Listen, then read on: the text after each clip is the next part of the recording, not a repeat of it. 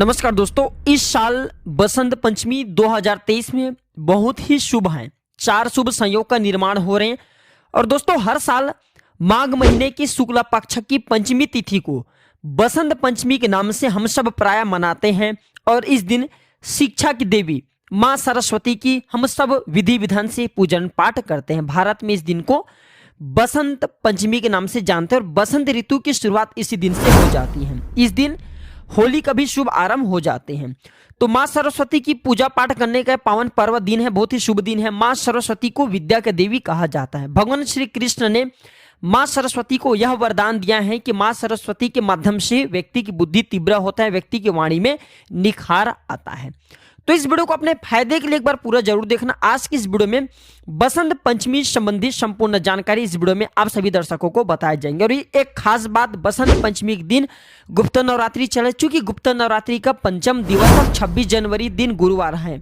तो दोस्तों, मैं आप सभी लोगों को बताना चाहूंगा कि बसंत पंचमी के दिन हमें क्या खरीद करके लाना चाहिए जिससे हमारे बुद्धि में निखार आए, हमारे जो बच्चे हैं उनकी बुद्धि तीव्र हो जाए और हमारे घर में धन वैभव का वास बने रहे। तो वीडियो को पूरा जरूर देखना है। अभी तक वीडियो को लाइक नहीं किया तो वीडियो को लाइक कर चैनल को सब्सक्राइब जरूर कर लेना और कमेंट बॉक्स में जय माता सरस्वती जरूर लिखना। देखिए, ऐसा माना जाता है बसंत पंचमी के दिन शादी विवाह से जुड़ी सामग्री लाना चाहिए, क्योंकि ज्योतिष शास्त्र के अनुसार बसंत पंचमी पर भगवान शिव और माता पार्वती का विवाह का तिल का उत्सव हुआ था दोस्तों। और इसलिए इस दिन शादी विवाह, जैसे जो लोग शादी विवाह कर रहे हैं तो शादी विवाह संबंधी जो सामग्री जैसे कि शादी के जोड़े हैं, गहने हैं, अन्य सामग्री खरीद करके लाते हैं तो इससे बहुत ही शुभ माना जाता है। इन चीजों को खरीद करके लाने से सौभाग्य में वृद्धि होती है। और यह भी कहा जाता है कि बसंत पंचमी के दिन माता पार्वती को पीले रंग के फूल अर्पित करना बहुत ही शुभ माना जाता है। इसलिए देवी की पूजा कर रहे हैं, माता पार्वती की या फिर माता सरस्वती की,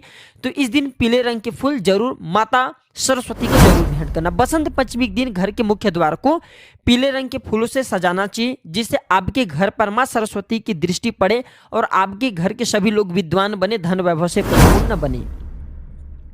बसंत पंचमी के दिन आप मोर पंखी का पौधा भी घर लेकर के आ सकते हैं।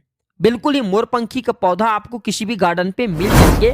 और अगर आप अपने घर में लाते हैं, ऐसा करते हैं तो घर की पूर्व दिशा में ये पौधा आपको जोड़े के रूप में लगाना है, बहुत ही लाभ आपको मिलेंगे।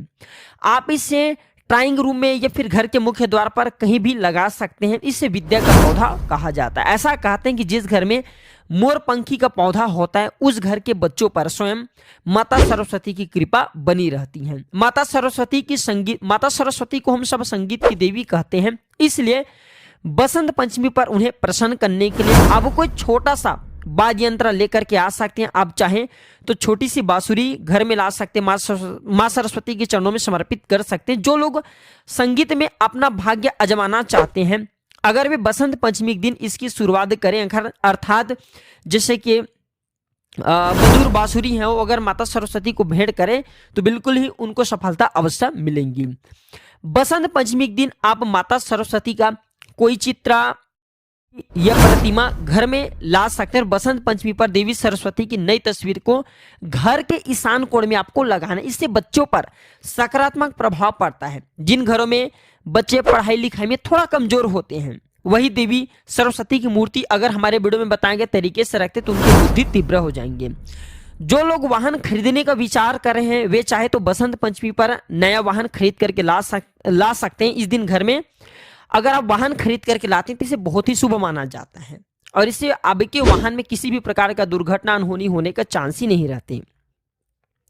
अब इस वीडियो में जानते हैं कि बसंत पंचमी के दिन हमें माता सरस्वती को क्या चढ़ाना चाहिए।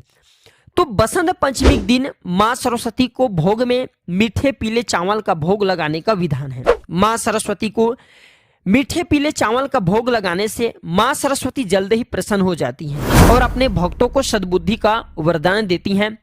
मान्यता है कि माँ सरस्वती को पीले रंग के चावल अत्यंत प्रिय थे।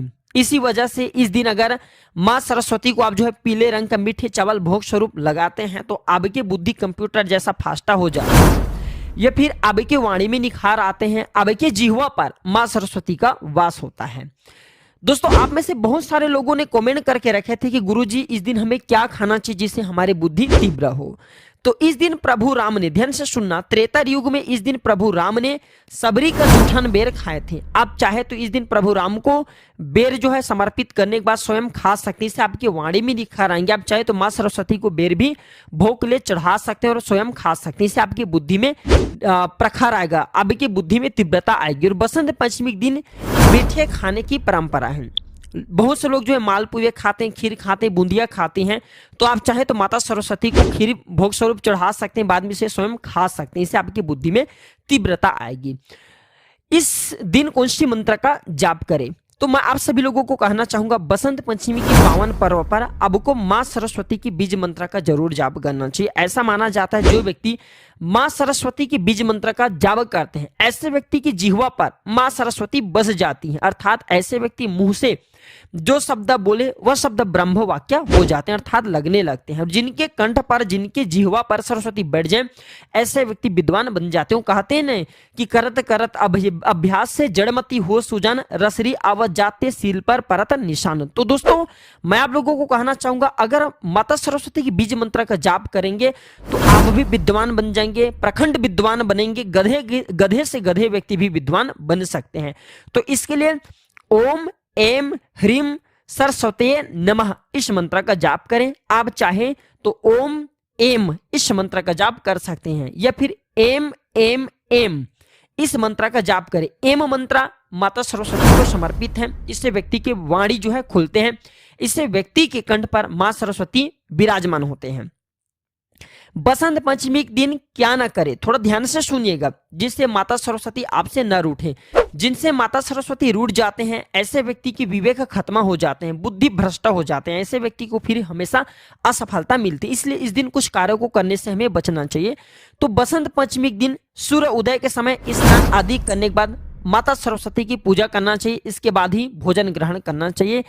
और हो सके तो इस दिन किसी भी चीज का दान कर सकते हैं, अन्न का दान जरूर करना। बसंत पंचमी के साथ बसंत ऋतु का भी आरंभ हो जाता है, इसलिए बसंत पंचमी के दिन पेड़ पौधे की कटाई नहीं करना चाहिए। पेड़ पौधे की कटाई करते हैं तो आपकी बुद्धि भ्रष्ट हो जाते हैं।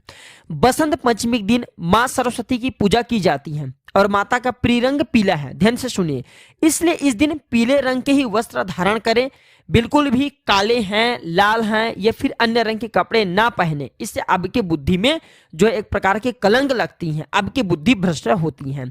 और मां सरस्वती को वाणी का देवी कहा जाता है, इसलिए इस दिन अपने वाणी में थोड़ा कंट्रोल रखें, किसी से अशब्द ना बोले, किसी को अशब्द ना बोले, साथ ही साथ किसी से वाद विवाद से बचना चाहिए। अंतिम कहना चाहूंगा, बसंत पंचमी में क्या दान करें।